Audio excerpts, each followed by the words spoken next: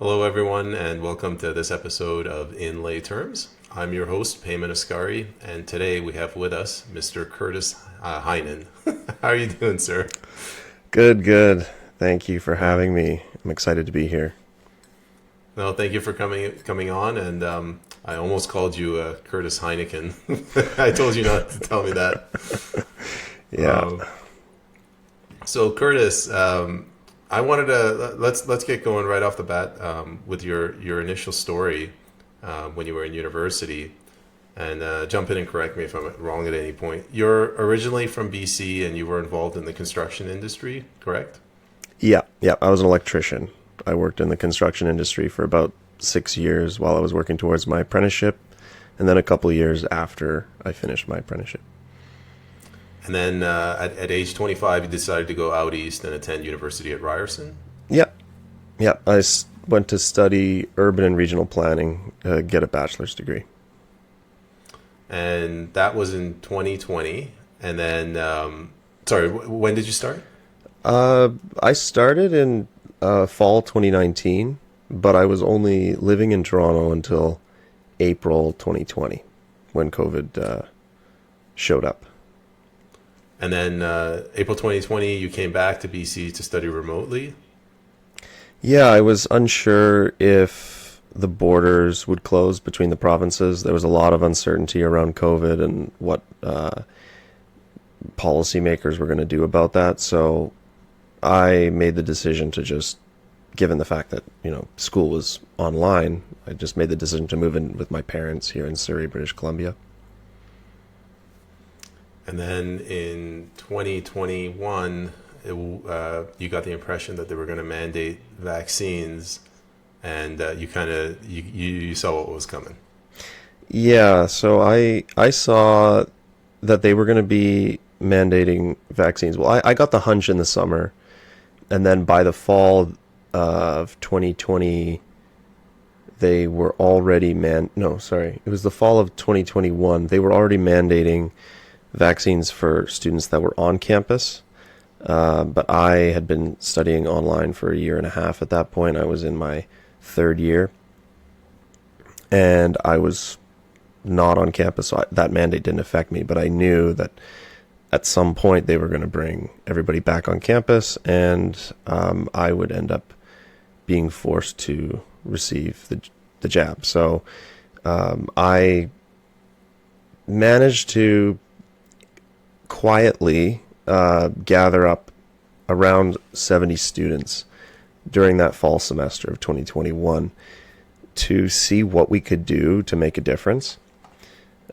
Just students that were in the same boat. I know they were up to 3,600 in the school, but I only managed to find 70, and well, we collectively only managed to find 70. And we communicated with the school. We sent them emails. We applied for exemptions. I personally didn't, but others did, to no avail. And the communication was pretty terrible. We got very boilerplate responses. And then in December 2021, they decided to completely deregister all students who had not received their COVID jabs or did not disclose their vaccination status. And all of our courses disappeared from our calendars. So in January, with nothing else, it's not that we had nothing else to do, but we didn't have our school anymore. So we started thinking, we need to start a lawsuit against the university because of the wrongs. And it took us about 3 months to get this all rolling. We managed to find a lawyer, come to an agreement, and we launched the lawsuit. Like we gave Ryerson notice on April 1st, 2022. Not an April Fool's joke. And we've been at it ever since. And the most recent development, which is really the only development so far, courts are very backlogged, but the most recent development was Ryerson, now called TMU, Toronto Metropolitan University, attempted to schedule summary judgment for our case, which basically means that a judge would see the case and make their judgment before the case goes to trial based on arguments from both sides. And we don't believe that to be an acceptable way to go about this, so we resisted it. Our lawyer made his case, their lawyer made their case in front of a judge for whether or not we should be going through with summary judgment or have a full trial. And the judge sided with us, so we are now moving to the discovery phase of the lawsuit. And I forgot to mention this, but on April 1st, when we launched our lawsuit, we also launched a crowdfund, which has raised around $15,000 since. So we did get a lot of support from, I guess, a lot of freedom-minded people. I'll probably get to that at the end as well, but could you tell us the name of the crowdfunding site? Yeah, it's, well, the name of it, it's on fundraiser.com because we didn't want to use GoFundMe, but the website is just ryersonaction.com. Okay. Curtis, I kind of want to get to remedy, but before that, can you tell us, like, what did you guys lose? Like, did you lose anything? What do you think was taken from you that prompted you to bring this suit? Well, in my case, I lost the tuition that I spent up until that point. I didn't lose any tuition for the semester that I was de-enrolled, but I did lose the tuition for semesters before that, as I wasn't allowed to continue at that time. I also lost the time spent, but most importantly, I lost privacy. And potentially, depending on who you ask, reputation too, because obviously I'm outed as unvaccinated, although I've never actually disclosed that as my vaccination status. I was one of the one of the plaintiffs that just decided not to disclose my vaccination status. But then, of course, they assume, right? And in my case, I had a career to go back to. So I did not suffer nearly as much as many of the other students in the lawsuit and beyond the lawsuit who did not have a career beforehand. They have no means of generating income, at least not at the level that they should, given how much they've put into their university schooling. And I can't speak for everybody. Everybody has their own things that they lost. I know one student lost her master's degree, I believe it was. She ended up failing courses because of the stress. And another one was taking I believe a PhD, and there was all sorts of reputational issues around that, like very, very much contextually dependent on where this person was in their studies. And I can't speak for everyone, but we all lost different things. What would you say to so you said one individual lost their master's degree, another one lost a PhD. What would you say to the argument, well, it's their own fault. We're in a once-in-a-lifetime pandemic. All that was asked of them was to take a shot to keep people safe, specifically elderly. Don't kill grandma. Like, what would you say to that?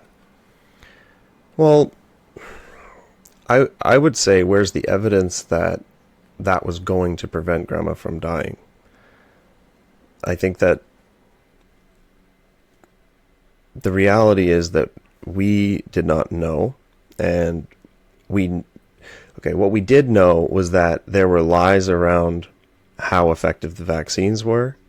We knew that the trials were incomplete. We knew that the vaccines did not prevent transmission. We knew that, given the fact that these vaccines are leaky, not everybody, like the difference between everybody getting vaccinated and almost everybody getting vaccinated is not that great in preventing illness among the elderly. And then on top of that, I don't want to, like, I personally don't want to weigh young lives against old lives, but what about all of the side effects? I know people who have had issues with their hearts after receiving these injections. So what about hurting them? I just think that we have an individual responsibility just as much to be in our COVID response together as, like, sorry, let me rephrase that. We're all in this together, right? I think that we all have a responsibility to resist tyranny more so than we have a responsibility to keep people healthy through vaccination. I think tyranny, the resistance of tyranny, it just takes a higher place on my hierarchy of values. Very well. I guess this is one of the last questions on this subject. On the topic of remedy, like, what do you want to see out of this court case in your mind for justice to be served?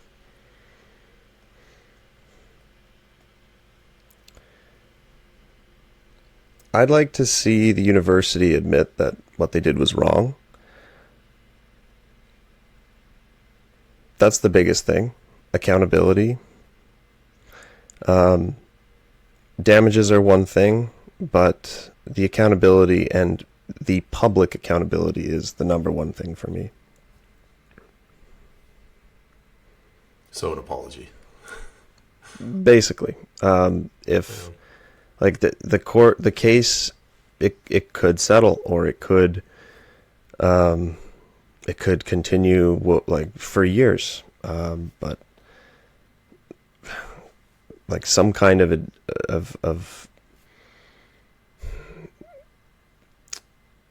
some kind of apology or acknowledgement of wrongdoing is number one. Curtis, one other thing, we kind of talked about this right before the episode, but not in depth. So we're going to move on from this COVID issue, and you and I agreed that it's just not that interesting. People don't care anymore. So my question is, why do you think that people have this concept that, oh well, let's just move on? It wasn't a big deal. Why is Curtis still talking about this?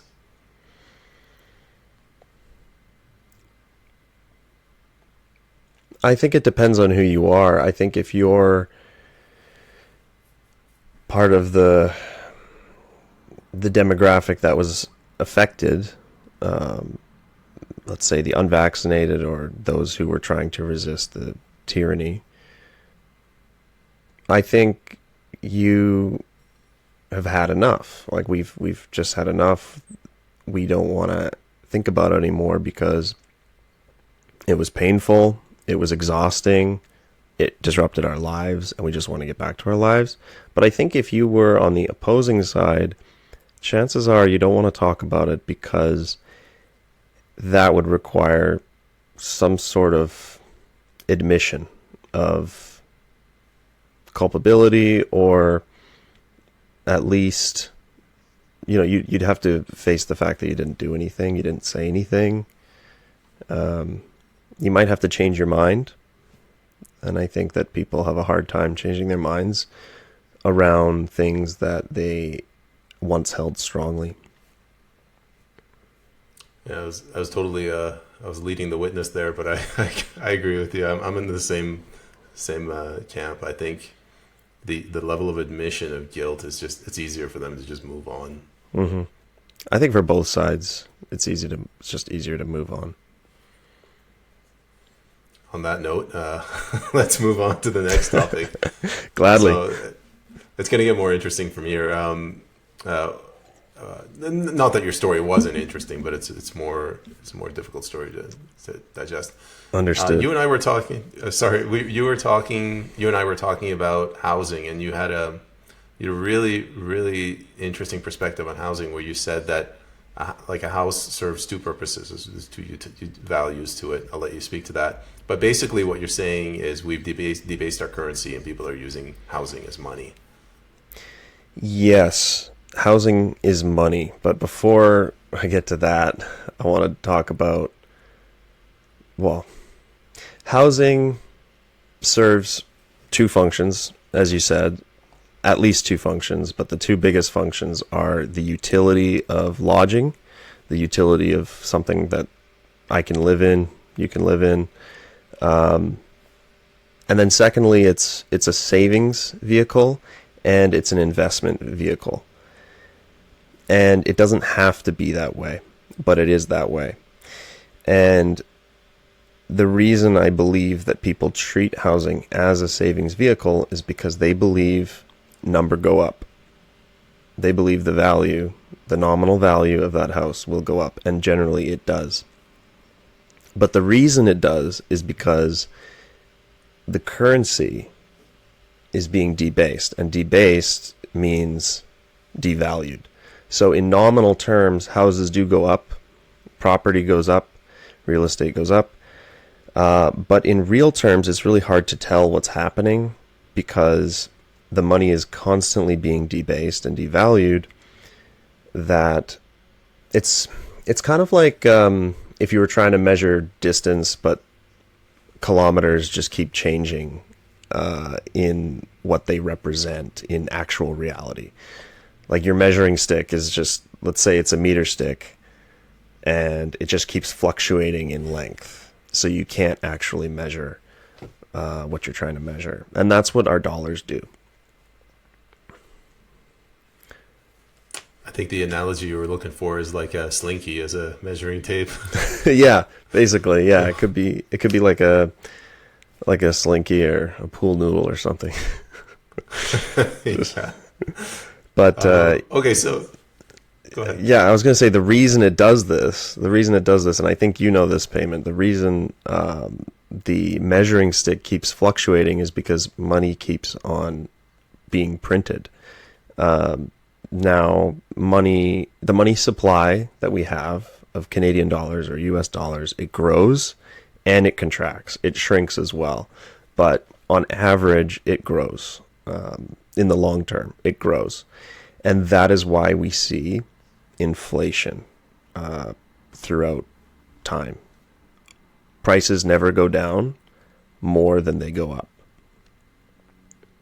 And a lot of people think that inflation has to do with grocery stores gouging their customers, or greedy capitalists, or maybe because rent's going up, it's the greedy landlords. But at the end of the day, it comes down to monetary policy and when money's being printed and when money is being sucked out of the economy.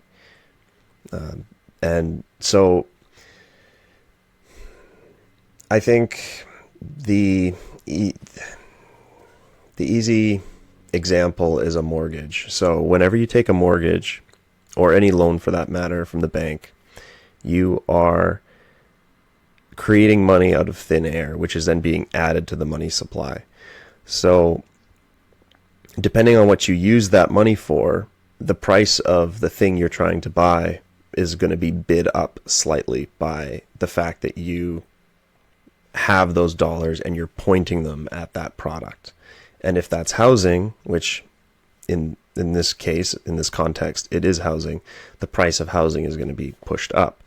Now, what makes it so much easier to get loans is when interest rates are low. When interest rates are low, people borrow more, people put that money into housing because that housing is expected to go up in value. So everybody wants to get the largest mortgage they possibly can. And then it locks out people that essentially can't afford or can't take on as much debt as others. And usually that ends up being richer people who already own assets that can get that debt. Now, I believe this is the monetization of housing because we're treating housing like money. So I don't know if you want to get into what good money is, but our current money is definitely broken. The money that we use now, because it's inflationary, it's broken. People should be able to save in the money that they are paid their wages in. but instead we're forced to save in things like real estate, because real estate happens to be the best performing money that we have, even though it's terrible money. It's really not good money. As you were talking, like a question would pop up, and then later, right after that, you'd answer my questions. So I'm down to one question. Why is housing the best form of money that we have? I think because it's scarce, and with that, I'll jump into what I believe makes good money, which is market goods that are divisible, portable, durable, fungible, verifiable, and scarce. And I'll just run through these one more time. So durability. It is difficult to destroy. It's strong. It stays the same. Fungibility. Every unit of this good is the same as every other unit. Divisibility. You can divide it. Sometimes infinitely, sometimes not infinitely, but there's a currency can be more or less divisible. Verifiability. It's recognizable. Anybody can verify what it is when they see it. Portability. You can carry it around. And scarcity. It is rare. Housing, it performs really well on scarcity and very terribly on all the other principles, all the other elements of what makes good money. It's not, like, I suppose it's verifiable, but it's definitely not fungible, because every single house is different. Every single condo is different. Every single bit of real estate you could possibly buy, every single one is unique. So non-fungible. Housing is not portable whatsoever. You cannot pick it up and take it somewhere else. That's kind of a lie. I've seen houses being moved, but the land itself is not portable. You cannot take it into another jurisdiction. It's just stuck where it is. Divisibility. Try cutting a piece of your house off and buying a loaf of bread with it. You can't do that. What's another one? We talked about portability, divisibility, durability. It can just be burned down. It can rot. A lot of houses are made of wood, so they're not very durable. But scarcity, they are scarce. And at the end of the day, the price of any real estate or any good comes down to supply and demand. There are supply factors that are limiting, there are factors that limit the supply of housing. And there are factors that exacerbate the demand for housing. And if housing is scarce, then those factors that exacerbate the demand are going to cause the price to rise, because the supply is constrained. But this might be a tangent, and I might be going way off left here. So please realign me if that's the case. If you're No, it's fine. It does tie into the next question. I won't reveal it, but I just, before we get to that, this concept of printing money, like everybody just says that, but it's tied. Most of the money is created in the commercial banks, and it's tied to the interest rate that's controlled by the Central Bank of Canada, correct? Yeah. More or less. I mean, I'm not expecting you to be a monetary expert. I mean, unless we're in a period of quantitative easing where the central bank actually buys the debt itself and puts it on its own balance sheet, and then just gives cash to the government. But in the example of housing, like mortgages, for example, yes, the money's being created by the banks.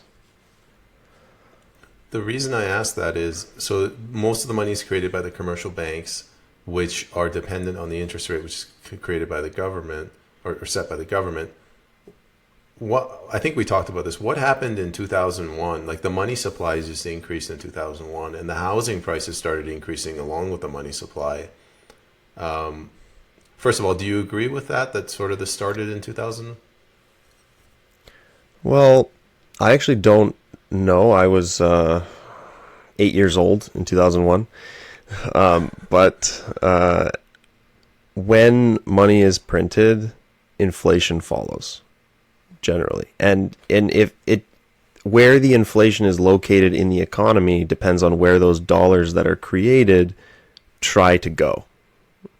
And in the case of our economy, a lot of it's going into housing, and that drives inflation in housing. And so whether or not it started in 2001, I think you might have a better grasp on that than I do. But as a general concept, this is what happens. Like, for example, there was a period of money printing and very low interest rates right after COVID. Same with right after 2008. 2001, I'm not so sure. My memory doesn't go back that far. I dated myself. My ultimate question was, how much do you think is because of the money being printed? How much do you think it's foreign money flowing into Canada? Well, I think foreign money and immigration, I think, are the two big things that people have hypothesized or people point to. But I think these are missing the point. I think that although they are an effect, like if you have a limited amount of housing in one location and a lot of people try to move in or a lot of people try to buy that property with foreign money, yeah, that's going to increase the price of the housing. But I think the most insidious and deceptive and probably a much bigger driver of housing nominal price increase is money supply growth, for sure. So immigration and foreign money, it's gasoline on an existing dumpster fire. Yeah, and I think fixing the money would fix our housing problem, but unfortunately, there's a problem with incentives. We have a problem around who actually has the incentive to fix the problem. Nobody does, except for the people who don't have houses, who also have no power. So I'll give you the reason why I don't think the incentives are properly aligned here. If you have a large subset of the population who owns a house, and a certain percentage of the reason why they own the house is because they see it as a savings vehicle or an investment, those people don't want housing to go down. And if you have, like, you'll have the other half of the population or another subset of the population that doesn't have houses. They're incentivized to have the housing price go down. But if you're a politician or a decision maker, you're stuck between a rock and a hard place. It's much better to just say things, pay lip service to the problem, and maybe hypothesize about solutions like foreign money, like immigration. It's much easier to do that, but never make any changes, because you need to satisfy voters, than it is to actually make the housing prices go down. So my next question, I guess, is how do you solve this problem? And I think you're kind of leaning towards Bitcoin. So how would Bitcoin fit into this problem? Yeah, so I think to start with, Bitcoin is quite the rabbit hole, but to start with satisfying the principles or those 6 elements of money. Some people say there's 5 elements. I like to say there's 6. Usually people will exclude the verifiability aspect. I don't know why. I like to include it, but depending on who you ask, there might be a different number of elements of good money. But we now have money, or something that looks like money, that satisfies all 6 of those principles I mentioned earlier: fungibility, durability, divisibility, portability. I think I mentioned verifiability and scarcity. We have that in digital form, and it satisfies these elements much, much better than anything we've ever discovered before. And for that reason, I think it's only a matter of time before the world figures this out. The reason gold, for example, became money in the first place was because it was the market good that satisfied these principles the best over thousands of years. We've just found something that satisfies these principles better. And I could get into all sorts of reasons for why, but that will get technical. It will get I don't know if I have a strong narrative arc that's going to really drive that home, but I can try. No, if you want, go for it. Well, the most important thing is it's infinitely scarce, or it's absolutely scarce. Bitcoin is absolutely scarce. It is the first thing that we've ever come across as a species that we've found or discovered that is absolutely scarce. We know to almost infinite detail how many Bitcoins there will be in 2070, how many there will be in 2110, and how many there will be in 2140. And roughly in 2140, Bitcoins will stop being created entirely. And there's nothing we can do to stop that. Bitcoin just keeps going and going and going. Every 10 minutes, there's a new block that gets added to the blockchain. New coins get issued. At the moment, that's 3.175 coins every 10 minutes. In about 4 years, that's going to half, as it does every 4 years. And it's on a very predictable schedule. Its monetary policy is fixed in advance. And so it's guaranteed to be the most scarce thing we've ever discovered. And out of those 6 elements or principles of what makes good money, scarcity is the most important. And to sort of illustrate that, or to corroborate that, housing. It's the only principle that housing satisfies, yet we still treat money as housing. We still treat housing as money. And the reason we do that is because we care so much more about the scarcity property than all of the other properties. But imagine if we had something that satisfied the scarcity property better than housing or real estate, and satisfied the other 5 properties better than dollars. Because currently there's this huge asymmetry. Real estate and housing satisfies the scarcity property, but none of the other ones. Fiat currency, dollars, satisfy all the other elements, but not scarcity at all, because it can be printed at will by a central actor, the central bank, and also, individuals who take loans, but generally with the blessing of the central bank, because the central bank determines interest rates. So ties into another thing you said to me on the topic of banking. You said, I thought it was funny, you said, don't put any more money in the bank than you're willing to lose. What did you mean by that? Well, this brings me to the truckers. This goes right back to a COVID conversation then, because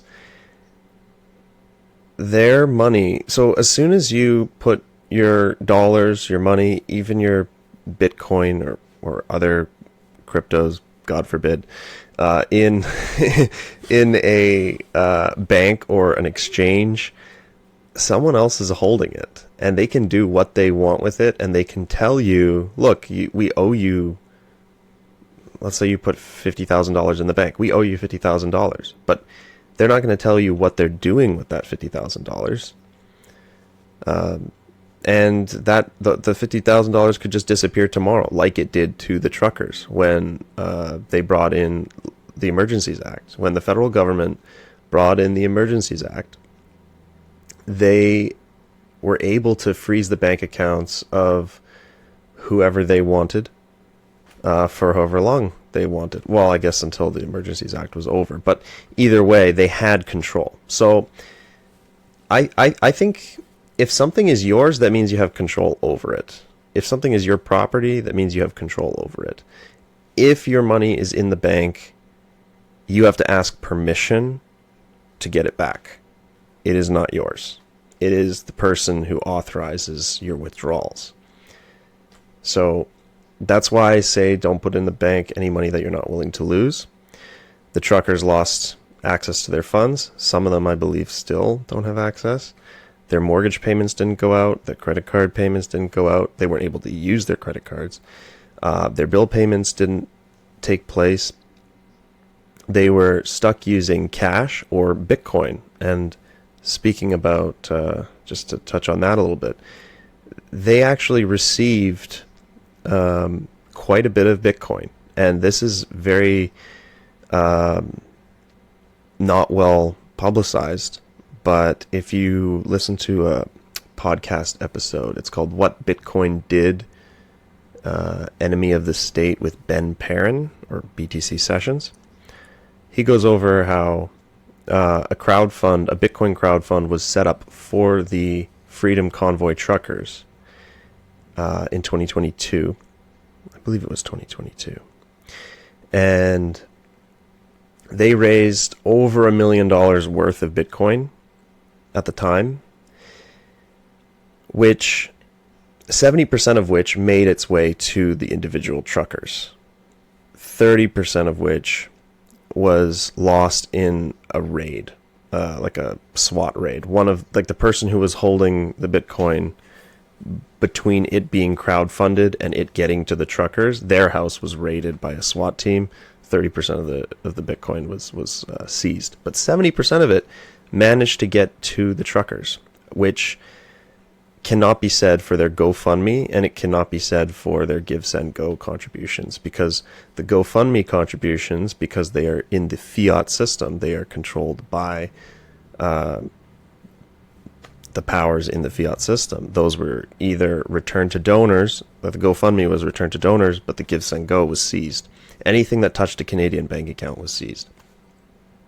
But the Bitcoin didn't touch bank accounts.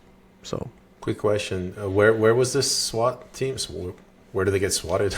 I believe it was in Calgary or somewhere in Alberta. Curtis, do you get the sense that they're trying to do to crypto what they did to the banking system? Yes, I do, but there's no guarantee that they can pull it off. So one threat to Bitcoin, and I want to emphasize that I like Bitcoin. I do not like crypto for a lot of reasons that we could get into if you'd like to. The biggest, not the biggest, but a threat to Bitcoin is when people leave their Bitcoin in the custody of someone else. So in other words, violating the don't put in the bank what you aren't willing to lose principle. There's two concepts, self-custody and custodial Bitcoin. So if you custody it yourself, you hold your own private keys. It's sort of like holding cash in hand or gold in hand. But if you are using a custodial account, you lose all of the benefits other than price action. You're turning over your keys. You're turning over the possession of your gold or your dollars to another entity, and that entity then needs to grant you permission in order for you to withdraw it. So if too much Bitcoin accumulates in the hands of custodians, like exchanges or banks, that Bitcoin can be seized by any government actor because the government regulates these institutions. And this actually happened in 1931 or 32 with Roosevelt's executive order. I'm blanking. You mean the confiscation of gold? Yeah, executive order 5102, I believe it was. I could be wrong about that. Terrible time to be wrong about that, but whatever. They confiscated gold from U.S. citizens who had been storing it in banks. at the time. It was very, very easy for the government to get a hold of Americans' gold because all of the Americans had put their gold into banks and then received promissory notes like IOUs for that gold. But once you have all the gold in one place, it's a honeypot for a regulator or a government actor to just take it and put it in Fort Knox and then immediately devalue the dollar relative to that gold, which they immediately did after seizing it all. I didn't know that. I heard it was different where investors went to the government and they said, we'll give you a loan, but you have to pay us back either in cash or in gold. And then Roosevelt just went to Congress and said, get rid of the gold part, and then he devalued the U.S. currency. So essentially he defaulted. Is that what you're talking about? I mean, well, the default in particular would be the devaluing of the U.S. dollar relative to gold. So that happened. I don't know if it was an official default. I don't think the U.S. will officially default ever. But devaluing your currency relative to hard assets is an effective default. Yeah, I'm surprised that FDR got away. People still think he was a fantastic president. I'm like, well, a lot of our problems are because of that guy. Mm-hmm. Yeah. Sorry, do you want to respond to that? Or? No, just agreeing. All right. The next thing, you're like a treasure trove of funny things you said to me. Apparently, I did an episode where my guest said that taxation is theft, and you corrected and you said, no, it's not theft. It's extortion. Inflation is theft. Yeah. Explain that. Yeah, so taxation is much closer to extortion than it is to theft. I wouldn't say it's purely extortion, but I think that separating it from the idea of inflation is important because, well, I'll get to why it's important in a minute, but it's much closer to extortion because the government is at least providing you services and they're forcing you to pay for those services with dollars. That is the definition of extortion. You're essentially forcing someone to pay for your services whether they like it or not, whereas theft would just be to take it from them, which is much more closely aligned with what inflation does, because when currency is debased, when it is devalued, it is effectively retroactively stealing the value that all wage earners have earned through their labor after they've earned it. And there's not even warning. There's not like an explicit agreement there. It's not like, here, you need to pay us this. No, it's like we're just going to take it from you without even telling you that we're taking it from you. And then we're going to gaslight you about why it's happening. Yeah, like with foreign money conversations and with immigration drama. That's all gaslighting. Really, money printing is a much, much bigger problem. I was thinking about an analogy. So taxation being extortion would be like the Irish mob coming to you and saying, you will buy our Guinness and you will pay us and you'll take this. Whereas inflation would be where they drink half the Guinness and they fill it with like mud water. Precisely. Steal. Yes. Yeah, they're just taking your Guinness and then pretending that you're getting it anyway. That's a good analogy. Yeah, I'm going to trademark that. Here's another question. I guess this was in the list of questions I asked you, but what's your view on... I put everything in an order, but let's go commercial banks versus a state sovereign bank. Like, what's your view on that? What do you mean by state sovereign bank in this context? Basically what the Bank of Canada was before 1974, where you don't charge interest on the loans, and instead of letting commercial banks create money and charge interest to the government just loans it to itself. So the government would be creating money and loaning it to itself. That's essentially quantitative easing. Keep going. Yeah. Yeah, I don't think that's a good idea at all. I don't think that's a good idea at all.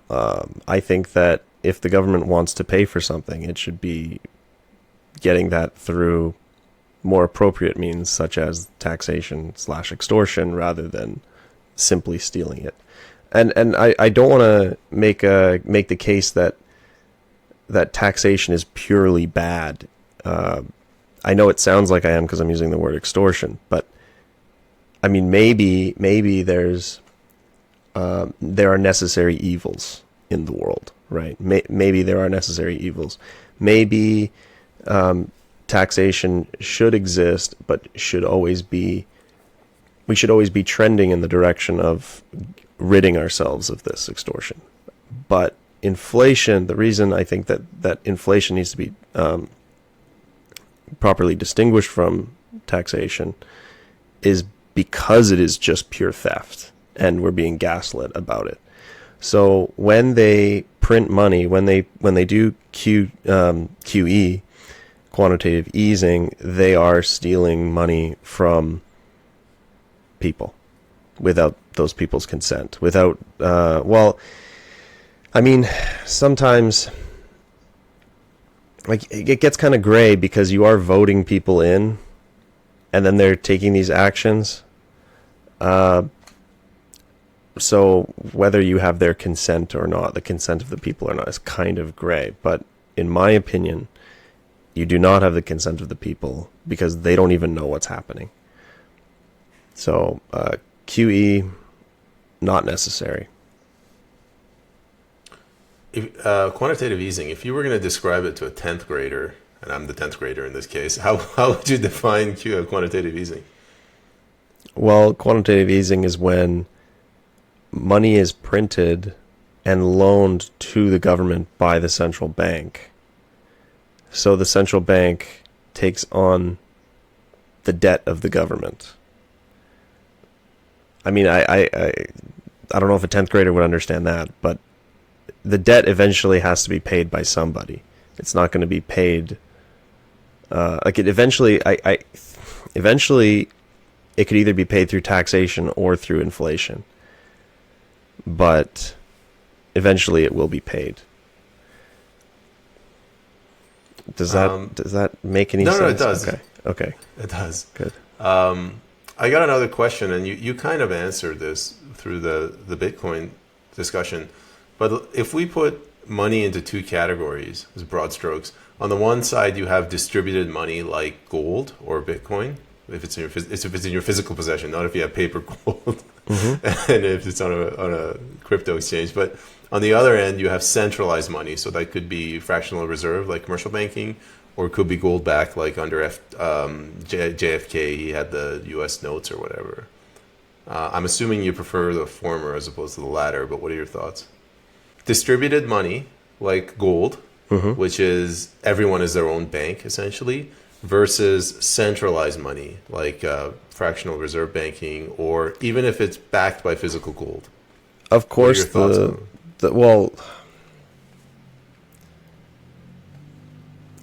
course the former. If it's distributed, that is more secure than if it's centralized. So if you put currency or money under the control of a central authority, that central authority will always eventually abuse that privilege. They will abuse their position of authority over that money, and they will print more of it because they can always print their way out of their problems. But if it's distributed, that disciplines, if it's distributed and scarce, that would mean that nobody has control over its issuance and nobody can print themselves out of their problems, and this would discipline governments. At one point, governments fought until they ran out of gold in their possession. And And then now we just fight until, I think Seyfedina Moose said this, and I'm quoting him, but now governments fight until there's no more liquid wealth in the hands of their population. So they're taxed to death? Inflated. Inflated, sorry. Yeah. Inflated to because they can just take it infinitely. It's very easy to print their way out of the problem. Every time they print money, again, to just sound like a broken record, they're stealing from their population. And it's not just their population, it's anybody who is holding the currency. So in the case of the US, their global reach is much, much greater than Canada's. They can print much, much longer than Canada can, because way more people are holding US dollars than are holding Canadian dollars.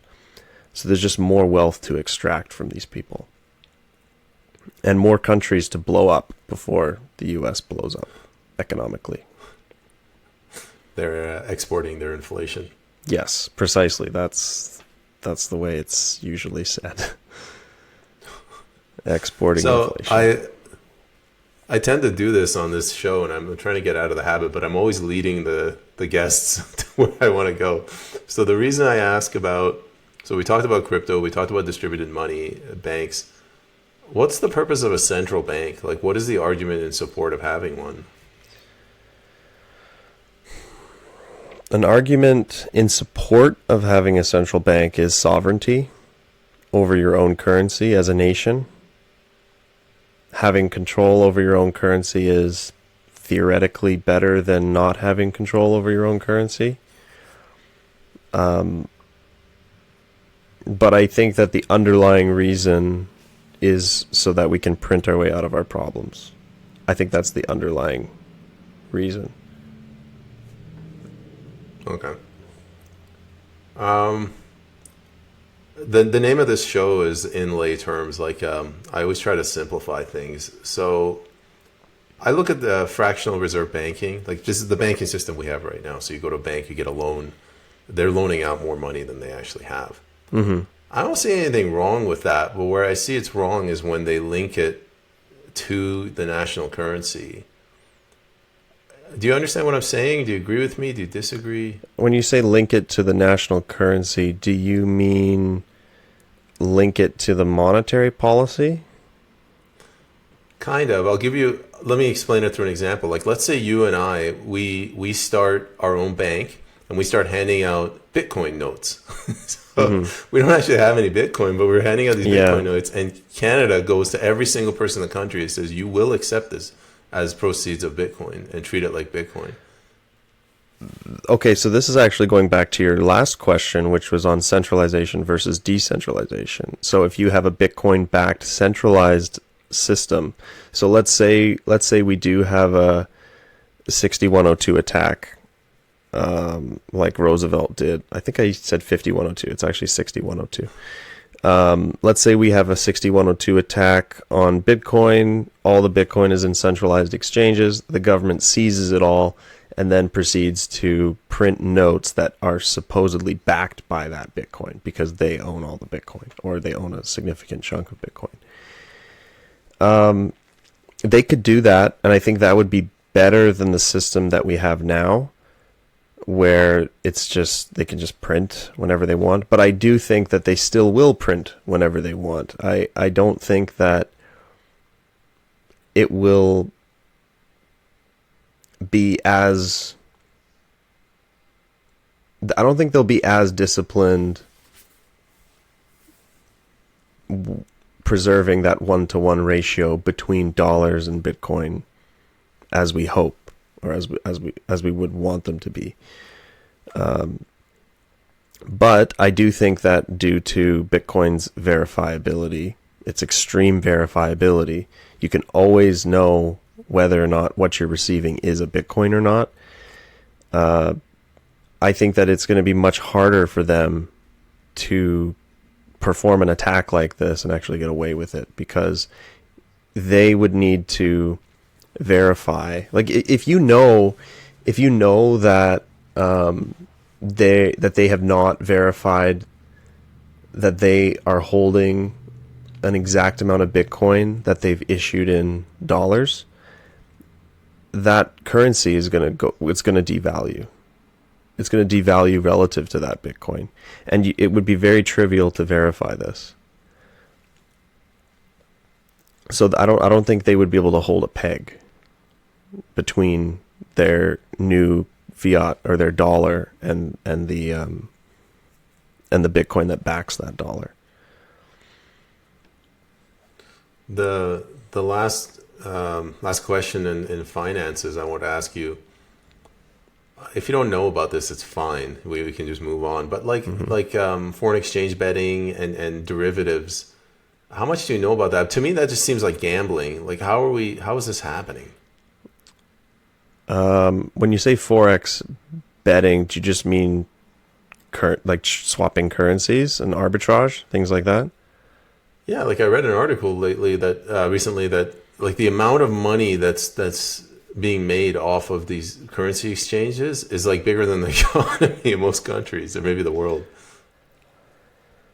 Well, arbitrage is a good thing.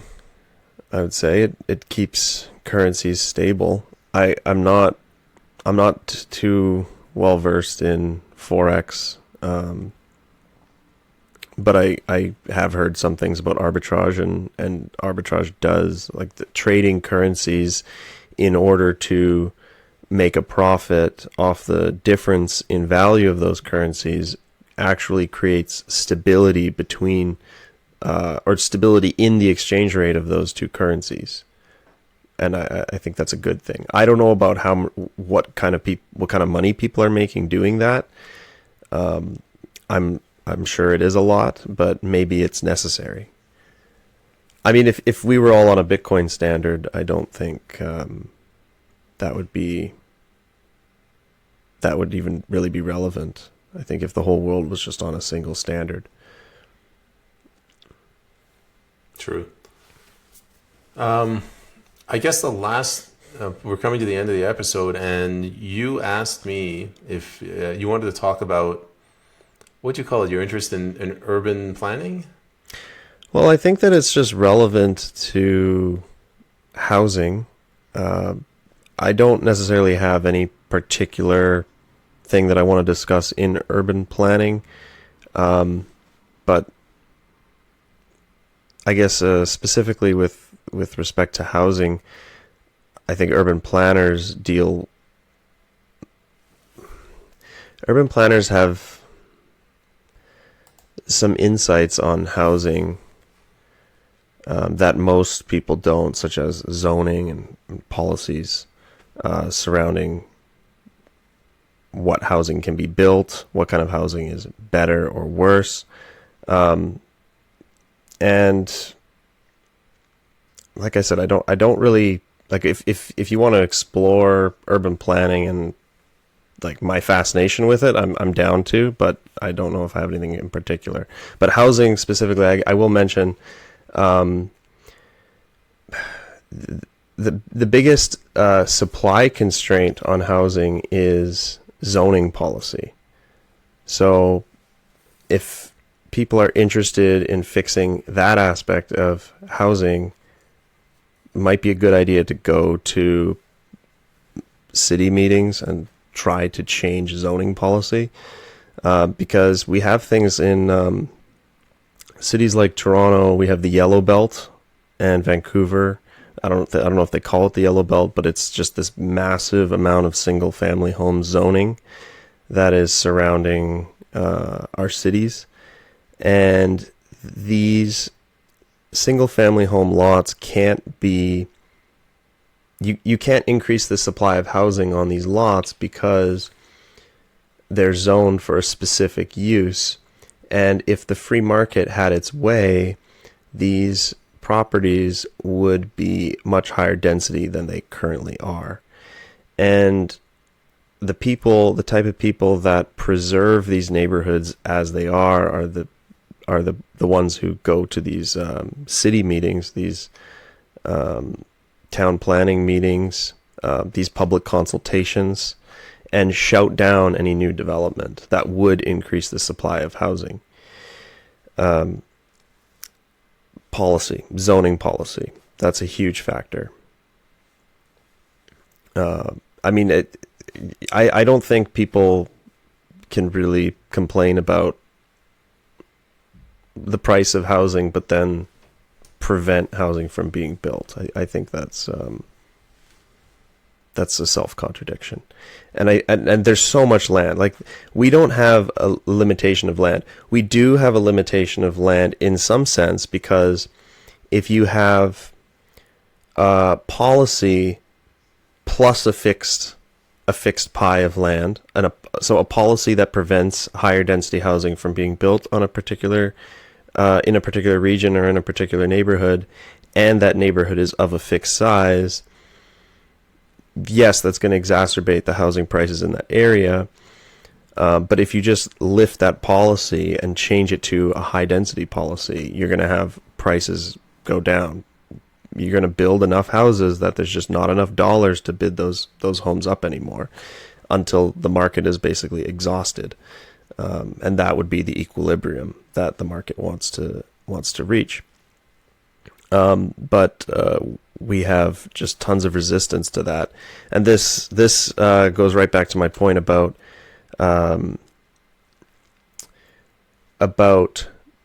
people's incentives not being aligned. I think that a lot of people are worried about the character of their neighborhoods changing, for sure, but also there's this housing as an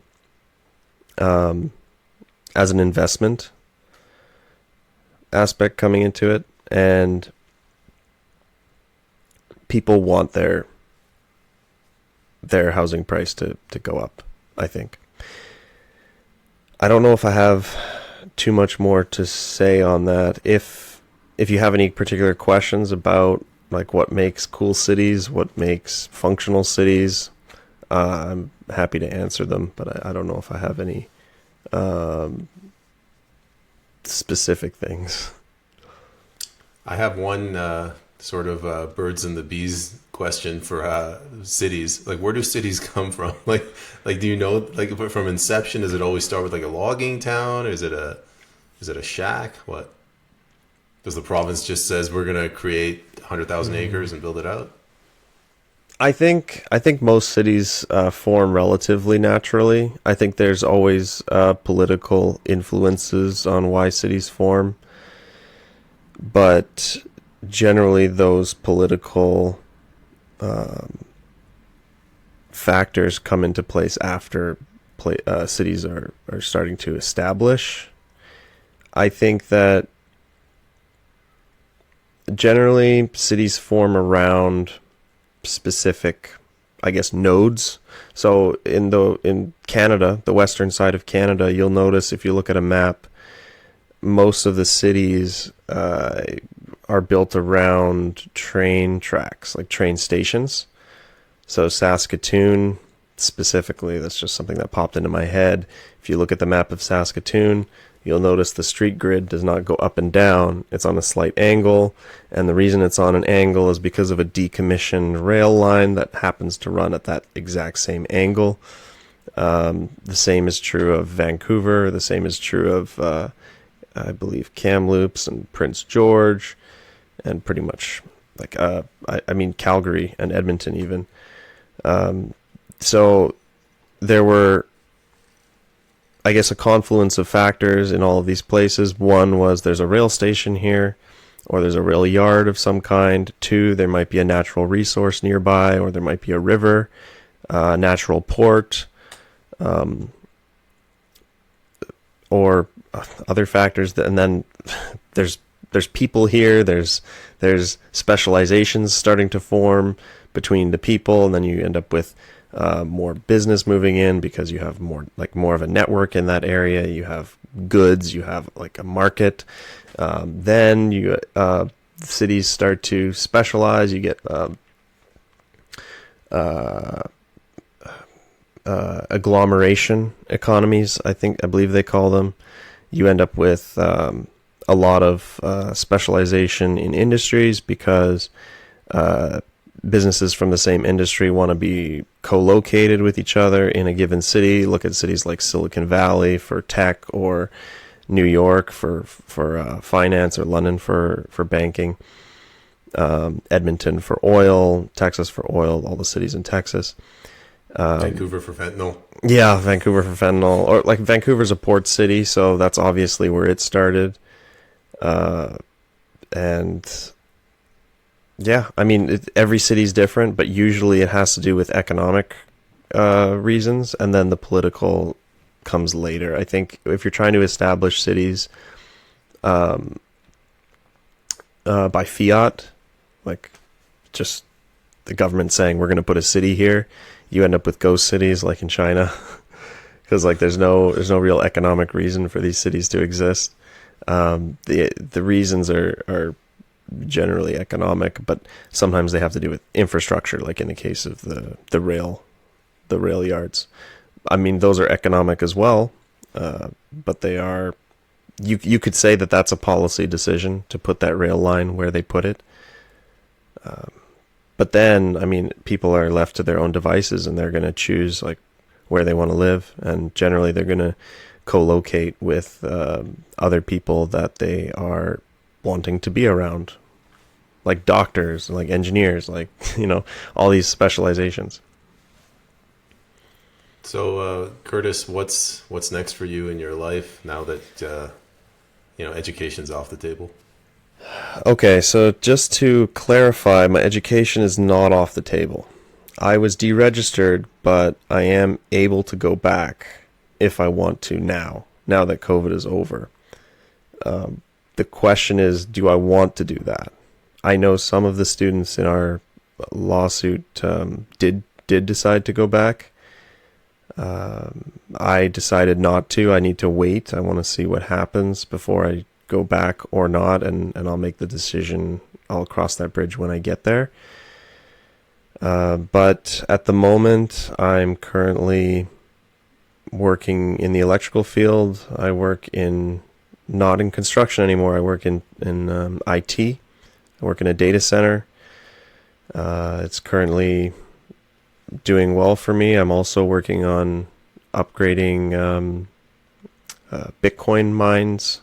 So my skills are actually quite useful in the Bitcoin space, and I intend to continue moving in the Bitcoin direction over time, and things just seem to be falling in place. I've made lemonade with the lemons I've been given.